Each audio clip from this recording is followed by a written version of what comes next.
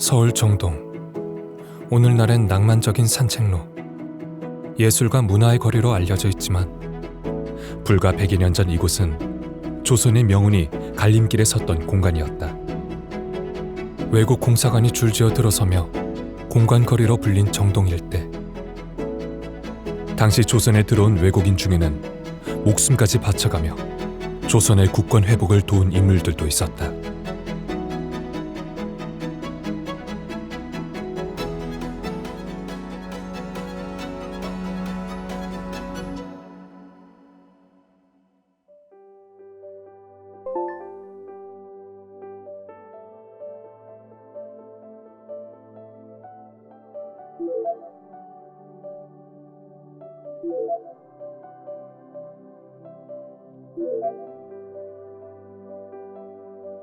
정동 골목 한가운데 시간이 멈춘 듯한 붉은 벽돌 건물, 배제학당.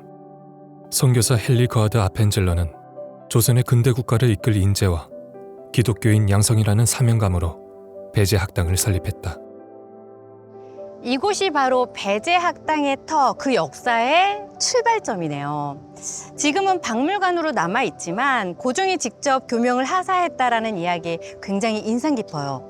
네, 맞습니다. 1885년 미국 감리교 선교사 헨리 아펜젤러가 이곳에 배제학당을 세웠죠. 그는 단순히 선교가 목적이 아니었습니다. 조선의 미래를 바꾸기 위해 교육이라는 도구를 선택한 사람이었죠. 당시 조선은 전신, 전차, 수도, 철도 등 근대 문물을 들여오기 위해 영어 교육이 절실했다. 아펜젤러는 안기영의 집을 사들여 서재 겸 교실로 사용하며 2명의 조선인 학생과 함께 조용히 배제학당을 시작했다. 선교사가 아닌 교육자로서 아펜젤러 이야기가 무척 흥미로워지는데요. 그런데 박사님, 외국인이 운영하는 학당인데도 학생들이 찾아왔다라는 게 굉장히 신기하거든요. 언어도 다르고 문화도 달랐을 텐데 무엇이 그들을 배제학당으로 이끌었던 거예요? 네, 좋은 질문입니다. 당시 조선 청년들은 영어를 배우면 통역관으로 관직에 진출할 수 있었기 때문입니다. 그래서 배제학당에는 진취적인 청년들이 많이 몰려들었습니다. 하지만 아펜젤러는 학생들의 세속적인 목적을 극복하기 위해서 자기 사회와 나라를 위해서 희생하고 봉사하는 인간을 양성한다는 교육 이념을 세웠고, 이는 곧 독립운동의 정신으로 이어졌습니다.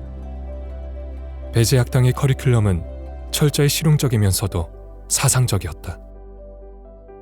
한문과 영어는 물론이고 산수와 과학, 윤리까지 포괄하는 서구식 자유교양 교육이 이루어졌다. 이곳에서 성장한 인물들이 훗날 독립운동을 이끄는 지도자들로 자라났다.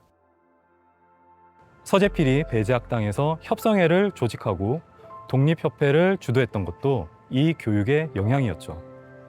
이승만, 안창호, 윤치호, 지청천 등 수많은 인물이 이곳을 거쳐갔습니다. 그리고 또 하나, 잊어선 안 되는 장소가 있습니다. 바로 정동제일교회입니다. 박사님, 이렇게 도심 한복판에 붉은 벽돌에 고풍스러운 교회를 보고 있자니까 생각나는 노래가 있는데 이 노래 가사 다 아실 거예요. 언덕 밑 전동길에 아직 남아있어요. 눈 덮인 조그만 교회당. 이 노랫말 속에 나오는 눈 덮인 조그만 교회당이 혹시 바로 이곳 아닌가요? 네, 맞습니다. 언덕 아래 정동길을 따라 걷다 보면 마주치는 이 예배당, 바로 그 노랫말의 배경입니다.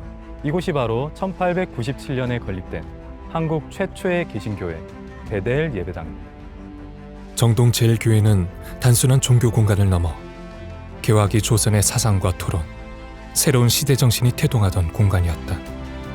박사님이 콕 집어서 말씀해 주신 거 보니까 단순한 예배당만은 아니었던 것 같아요. 네, 그렇습니다. 정동제일교회는 단지 예배를 드리는 장소가 아니었습니다.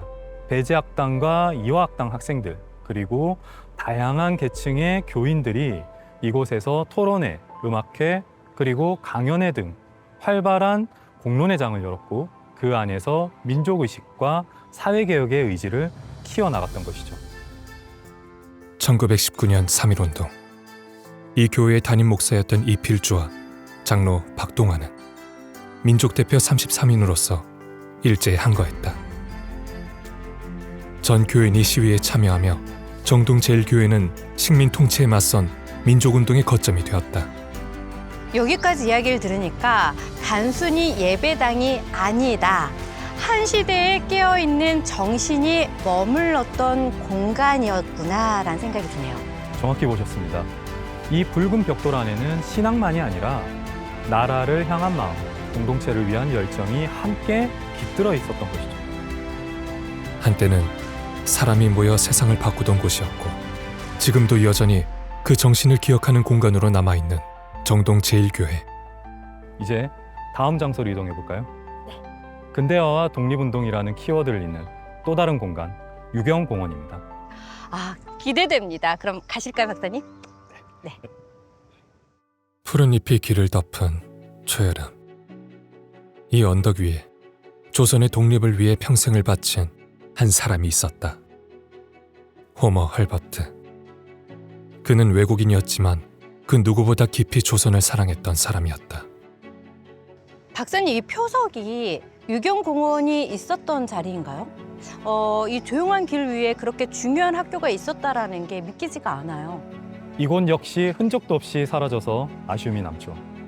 하지만 1886년 조선 정부가 직접 설립한 최초의 서양식 관립학교가 바로 이곳 유경공원이었습니다.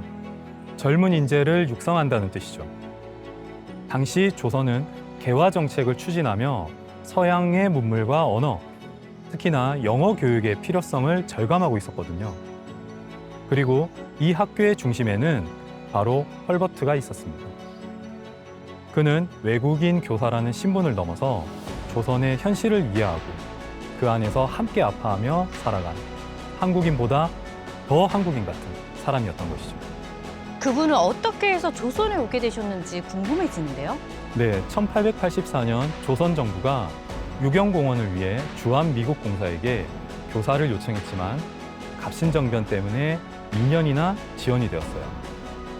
그래서 1886년 7월 헐버트를 포함한 3명의 미국인 교사가 조선 땅을 밟게 되었습니다. 특히 헐버트는 한국어를 배우고 한글로 된 세계 지리 교과서인 삼인필지를 직접 집필해서 교육까지 했습니다. 이 책은 서양인이 한글로 쓴 최초의 교과서이자 조선의 학생들에게 세상의 구조를 처음으로 소개해준 교재이기도 했습니다. 이런 헐버트의 노력은 교육을 통해 조선의 미래를 바꾸고자 했던 그의 의지가 담겨 있는 것이죠. 하지만 조선 내부의 보수적 시각과 재정 문제로 유경공원은 1894년 겨우 8년 만에 문을 닫게 되었다. 헐버트는 계약 종료로 미국으로 돌아갔지만 그로부터 2년 뒤 그는 다시 서울로 돌아온다. 박사님, 헐버트가 다시 조선으로 돌아온 이유가 있을까요? 네, 바로 앞서 살펴본 아펜젤러의 요청 때문이죠. 아펜젤러는 헐버트에게 산문 출판사를 맡아달라고 요청했는데 당시 헐버트는 미국 명문대의 총장직 제안까지 거절하며 조선으로 돌아왔던 것이죠. 와, 정말 대단하네요. 네, 그렇습니다. 그는 이후 독립신문, 더 코리안 리파지터리 같은 언론 활동을 통해 조선의 현실을 알렸고 YMCA 창립에도 큰 역할을 했습니다. 그리고 1905년에는 고종의 밀사로 미국에 파견되어 을사조약의 부당함을 알리려고도 애를 썼죠. 혹시 그 헤이그 특사 말씀하시는 거예요? 네, 맞습니다.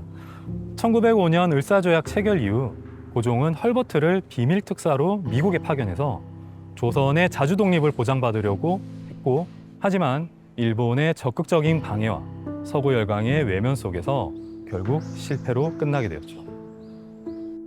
나라의 주권을 위해 조선인도 아닌 외국인이 그 누구보다 치열하게 싸웠던 시간들. 그의 발걸음은 결국 해방 이후에도 멈추지 않았다. 호머 헐버트는 한국인은 아니었지만 그 누구보다 한국을 뜨겁게 사랑했습니다. 그의 신념은 말과 글에 그치지 않고 조선의 독립을 위한 직접적인 행동으로 이어졌습니다. 정말 마음이 뭉클해지는 것 같아요. 한국 땅에서 태어나지 않았지만 누구보다도 이 나라를 사랑했던 사람, 그런 분이 있었다는 것만으로도 참 감사한 일이다라는 생각이 듭니다. 이제는 우리가 그 뜻을 잊지 않고 이어가야겠죠. 네, 그렇죠. 헐버트는 이 땅의 교사였고 언론인이었으며 무엇보다 진심으로 조선을 사랑한 독립운동가였습니다.